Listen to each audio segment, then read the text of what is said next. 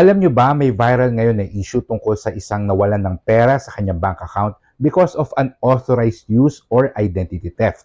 If you're using a bank app on your mobile phone, you really need to be careful because one mistake and poof, your money could be gone. Here are 10 do's and don'ts to protect yourself. Number 1, do set a strong password.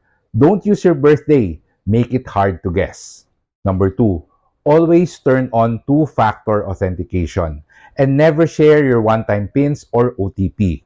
Number 3, make sure that your bank app and your phone software are updated to get the latest security patches. Number 4, always log out and close your bank app after using it. Number 5, avoid using public Wi-Fi for banking.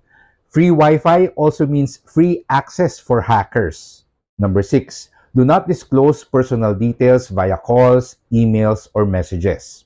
Number 7, never let anyone else use your phone, even those you trust, because they could become careless in using it.